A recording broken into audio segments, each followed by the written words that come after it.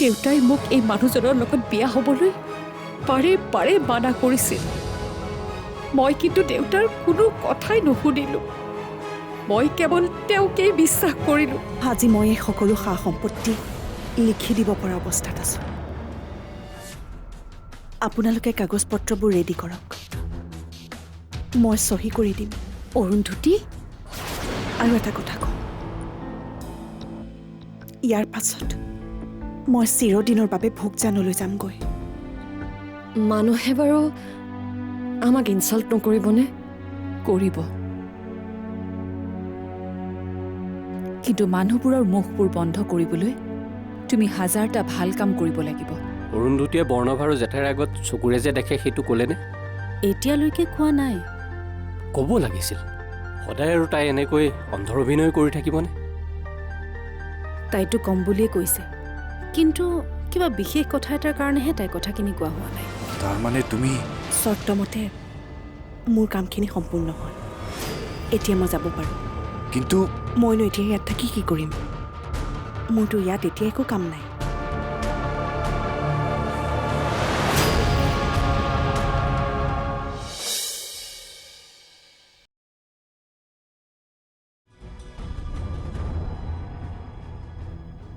কওকচোন, কাৰ চকুৰ প্ৰব্লেম? মোৰ ৱাইফৰ ডক্টৰ। কি হৈছে?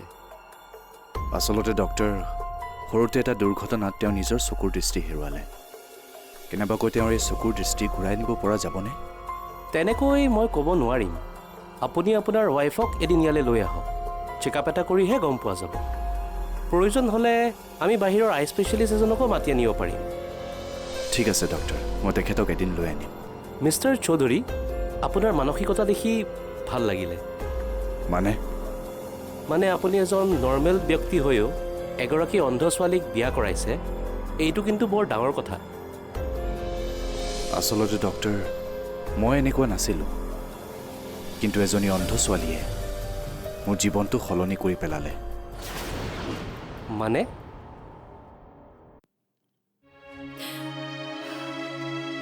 মাজনী, তুমি কান্দিছা কিয়? মই বৰ্ণৱক এৰি জীৱনটো কল্পনা বৰ্ণৱ তোমাৰ লগত সদায় আছে, কিন্তু বন্ধু হিচাপে। বন্ধুত্বৰ বাহিৰে একো নহয়। সি তোমাৰ জীৱনত আছে, গুচি নাযায়। চোৱা মাজনী, তোমালোক দুয়োৰে মাজত কেতিয়াবা প্ৰেম ভালপোৱা আছে বুলি মোৰ অনুভৱ নহয়। তোমালোকৰ সম্পৰ্কটো এনেকুৱা লাগে যে বিজনেছ কৰাৰ বাবে এটা ডাঙৰ চুক্তি। দুয়ো একেলগে ডাঙৰ বিজনেছ কৰাৰ সপোন দেখিছা, বিজনেছত নিজৰ পৰিচয় জিলিকাব খুজিছা। কিন্তু বিয়া বা সংসাৰ মানেতো তেনেকুৱা নহয়। বিয়া হ'বলৈ হ'লে ইজনে আনজনৰ প্ৰতি দায়বদ্ধ হ'ব লাগিব, ইজনে আনজনক বিশ্বাস কৰিব লাগিব। নহ'লে সেই সংসাৰ কেতিয়াও চিৰস্থায়ী নহয়। ঠিক আমাৰ সংসাৰখনৰ দৰে। তোমাৰ দেউতাৰ মোক বিয়া পতাৰ এটাই উদ্দেশ্য আছিল, মোৰ দেউতাৰ অগাধ সা সম্পত্তিৰ প্ৰতি থকা তেওঁৰ লোভ। তেওঁ কোনোদিনেই মোৰ প্ৰতি দায়বদ্ধ নহ'ল। আমাৰ দুয়োৰে মাজত কোনোদিনেই বিশ্বাসৰ জন্ম নহ'ল, যাৰ ফলত আজি এয়া। এনেকৈ হ'লে তোমাৰো মোৰ দৰে একেই অৱস্থা হ'ব। মই কৰা ভুলটো তুমি কিয় কৰিব খুজিছা?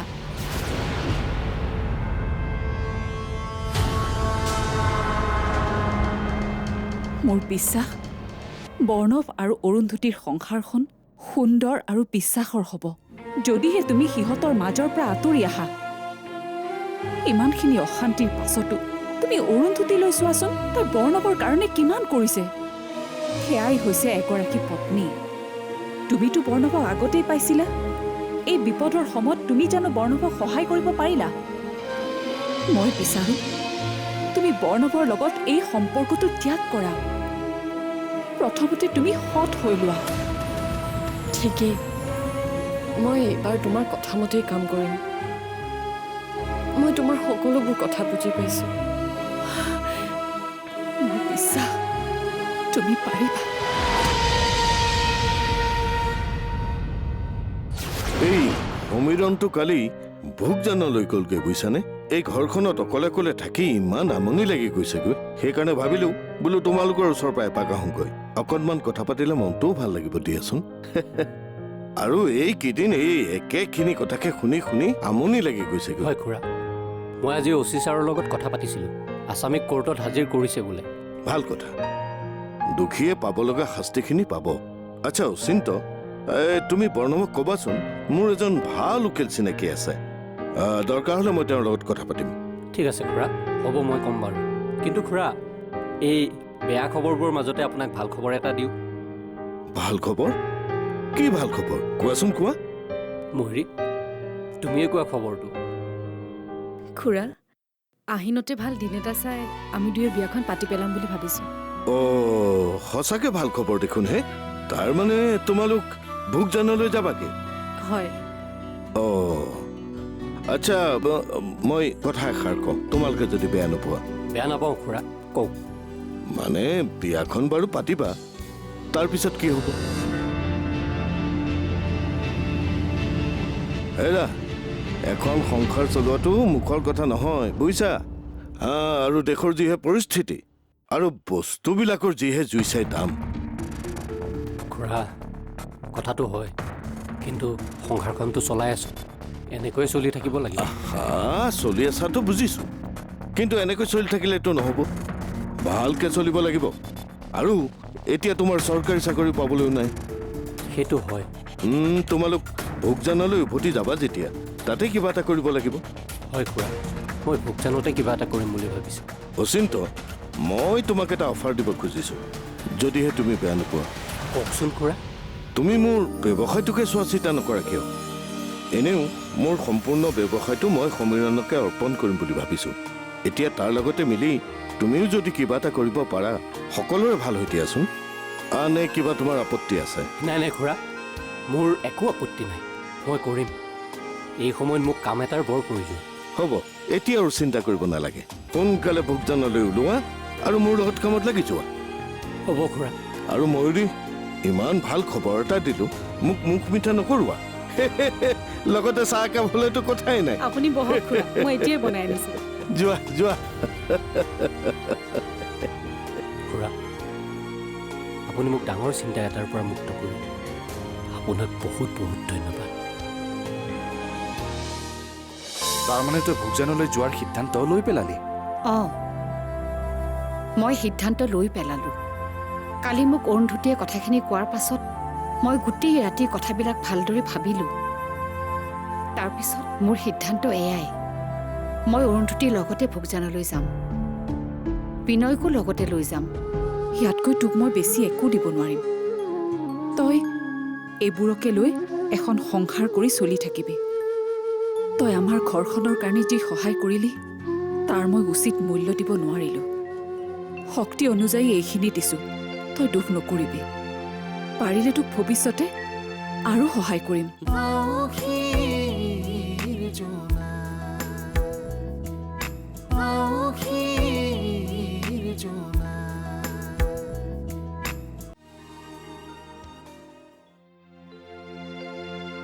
ফণী, কি হৈছে তোৰ? তই এনেকৈ থিয় হৈ আছ যে, গা বেয়া নেকি? মোৰ গাও বেয়া, লগতে মোৰ মনটোও বেয়া। তোৰ জ্বৰ উঠিছে নেকি? আপোনালোকৰ কথাবিলাক শুনিয়ে মোৰ জ্বৰ উঠিছে। বুজা নাই। বুজিবলৈ আৰু কি আছে? শুনিছোঁ আপোনালোক বোলে এই ঘৰটো এৰি গুচি যাব, ক'ৰবাত ফ্লেটত থাকিব। অঁ, পিছে তই কেনেকৈ গম পালি? সেই পুলিচজনে কওঁতে শুনিলোঁ। তাৰ পিছৰ পৰা মোৰ মূৰটো গৰম হৈ আছে। আপোনালোকতো ইয়াৰ পৰা গুচি যাব, তাৰপিছত মোৰ কি হ'ব? আপোনালোকে মোৰ কথা জানো কিবা ভাবিলে বাইদেউ? তোৰ কাৰণে মই ভাবি থৈছোঁ নহয়, ৰহ মই আহি আছোঁ।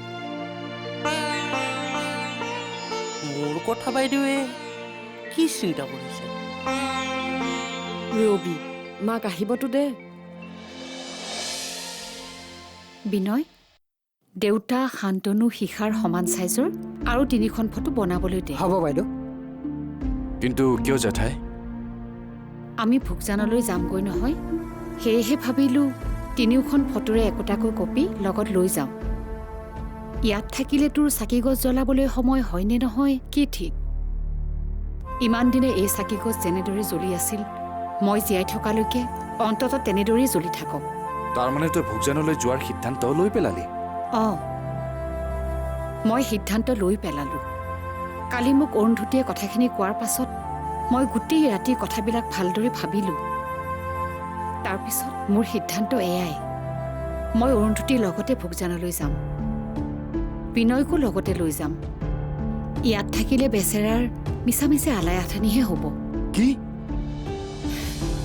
অঁ, মোৰ অনুভৱ হৈছে এইকেইদিনত অৰুন্ধতীৰ প্ৰতি মোৰ যি বিশ্বাস উপজিছে, তোৰ প্ৰতি কিন্তু মোৰ সেইখিনি বিশ্বাস নাই।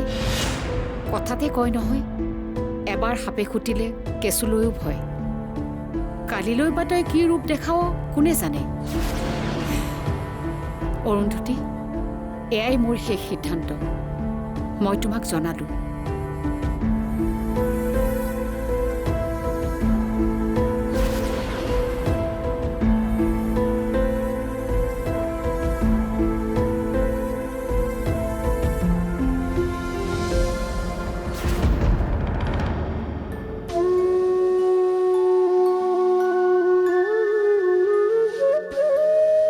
তই যে ভাবিছ তোৰ কাৰণে মই নাভাবোঁ বুলি, তেনেকুৱা নহয়।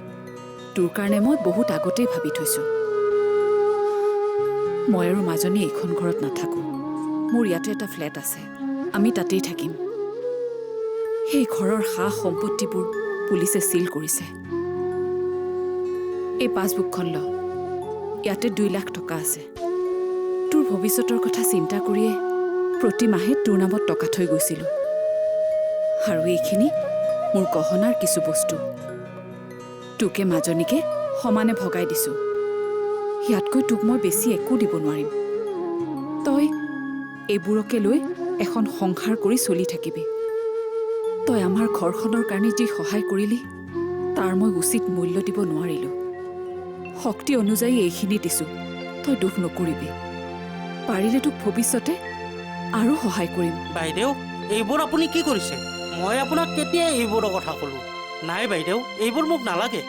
এইবোৰ আপুনি ৰাখি থওক। ৰাখি থ, মায়ে তোক মৰমতে দিছে। তাৰমানে এইবোৰ লৈ মই এই ঘৰৰ পৰা ওলাই যাব লাগিব? বাইদেউ, ইমান দিনে মোক আপোনালোকে মৰমৰ মূল্য দিব নাজানিলে। এইবোৰ খন্তেকীয়া বস্তু বাইদেউ। ইয়াৰ প্ৰতি মোৰ লোভ নাই। যদি আপোনালোকে মোক সঁচাকৈ ভাল পাইছিল, তেনেহ'লে মোক আপোনালোকৰ লগত লৈ ব'লক বাইদেউ। কি? অঁ বাইদেউ, এইবোৰ ৰাখি থওক বাইদেউ, এইবোৰ ৰাখি থওক। হ'ব দে, তোকো লৈ যাম। দেখিলা মা, তুমি তাক ইমান মৰম কৰাৰ কাৰণে সি তোমাক এৰিবই নোৱাৰা হ'ল।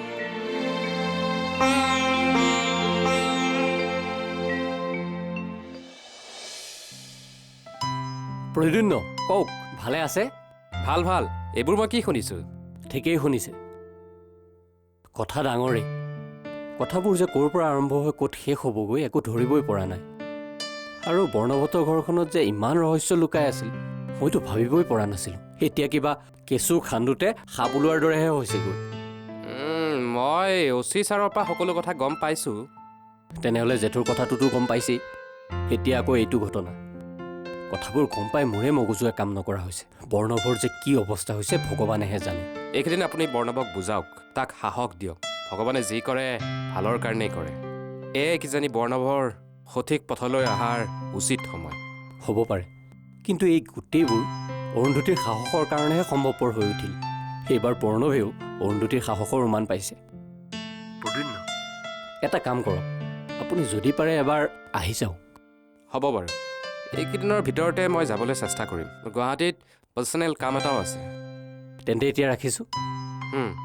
ৰাখিছোঁ।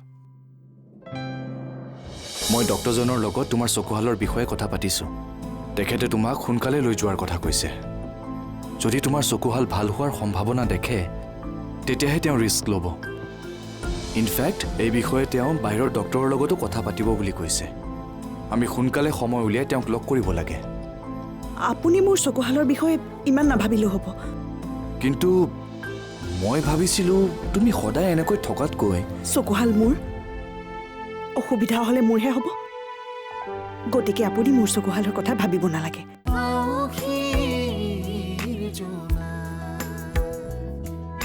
আউখীৰ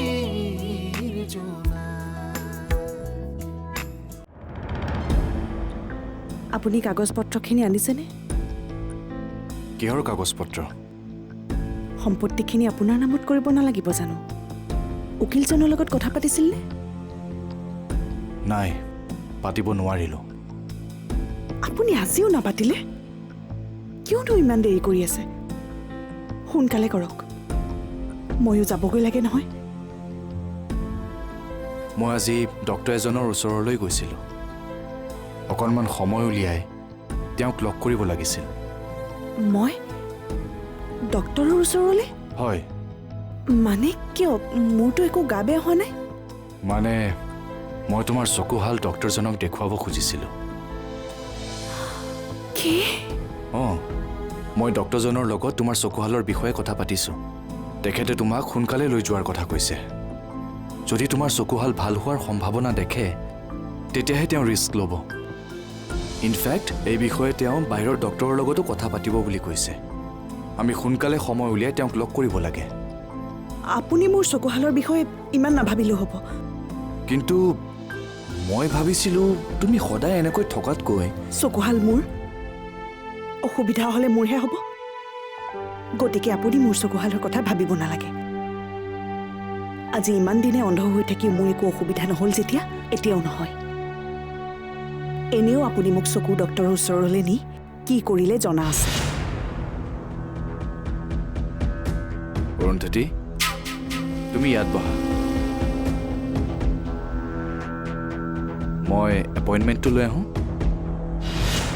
এক্সকিউজ মি, এপইণ্টমেণ্টটো দিয়ক। মই বৰ্ণৱ চৌধুৰী, ময়ে ফোন কৰিছিলোঁ।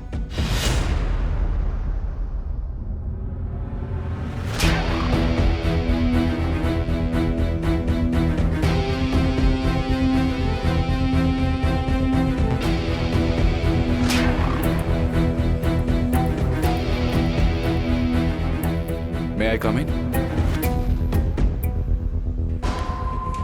এই ৰিপৰ্টটো চোৱা। ডক্টৰে কৈছে এতিয়া আৰু অৰুন্ধতীৰ চকুৰ চিকিৎসা কৰি একো লাভ নাই। দুয়োটা চকুৱে ডেমেজ হৈছে। এই অপাৰেশ্যনটো কৰিলে অৰুন্ধতীৰ সমস্যাবোৰহে বাঢ়িব। কি হ'ল? শ্ৰুতি, তুমি ইয়াত? নাই নাই, এইবাৰ মই সঁচা ডক্তৰ এজনৰ লগতে কথা পাতিছোঁ। আপুনি উকিলৰ লগতহে কথা পাতক।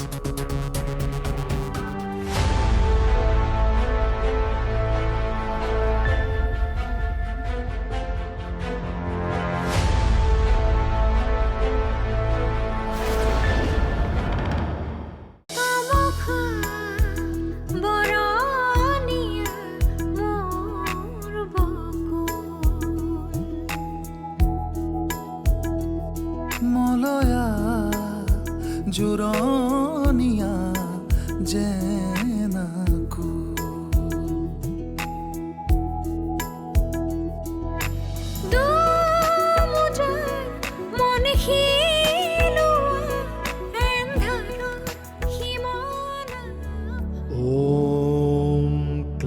ভগৱানে মোক এটা সুযোগ দিছে পিতৃ মাতৃৰ ঋণ পৰিশোধ কৰাৰ। মোৰ ল'ৰাক যেনেকৈ মোৰ পৰা আঁতৰ কৰিছে, তাইৰ ল'ৰাও আঁতৰ হ'ব তাইৰ পৰা।